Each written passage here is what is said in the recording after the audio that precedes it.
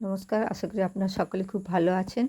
আজ আমি আপনাদের সাথে তিল দিয়ে লাল লটে শাক এবং কাঁঠাল বীজের চচ্চড়ি রেসিপিটি শেয়ার করছেন। আমি লটে শাক এবং আলুগুলো ডুমো ডুমো করে কেটে এরপর মিক্সিতে আমি সাদা তিল, কয়েক টুকরো রসুন, একটা পেঁয়াজ এবং কাঁচা লঙ্কা গ্রাইন্ড করে নিয়েছি এবং শিলে কাঁঠাল বীজ থেতো করে নিয়েছি। এরপর কড়াইতে আমি সাদা তেল এবং সর্ষের তেল নিয়ে নিচ্ছি, ফোড়ন দিয়ে দিচ্ছি তেজপাতা, শুকনো লঙ্কা দিয়ে এর সাথে আমি কিছু পেঁয়াজ কুচি দিয়ে দিচ্ছি, দিয়ে ভালো করে পেঁয়াজ কুচিটা ভেজে নিয়েছি। এরপর আমি এতে আলু এবং লাল ডাঁটাটা তুলে দিচ্ছি, দিয়ে ভালো করে নেড়ে নিচ্ছি। নেড়ে নেওয়ার পর এতে আমি স্বাদ মতো লবণ, হলুদ দিয়ে ভালো করে নেড়ে এটা আমি ঢাকা দিয়ে দেবো। এরপর আমি ঢাকাটা খুলে দেখলাম এটা ভালোভাবে সেদ্ধ হয়ে গেছে।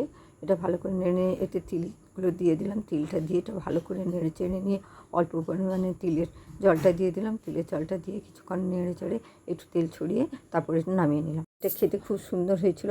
এটা আয়রন, ফাইবার এবং ক্যালসিয়াম সমৃদ্ধ একটি তরকারি। এটা আপনারাও করে খেয়ে দেখবেন, কেমন হলো আমাকে কমেন্ট করে জানাবেন। লাইক, শেয়ার, কমেন্ট এবং সাবস্ক্রাইব করবেন, পাশে থাকবেন। ভালো থাকবেন, আনন্দে থাকবেন, সুস্থ থাকবেন। দেখা হবে পরের কোনো নতুন ব্লগ।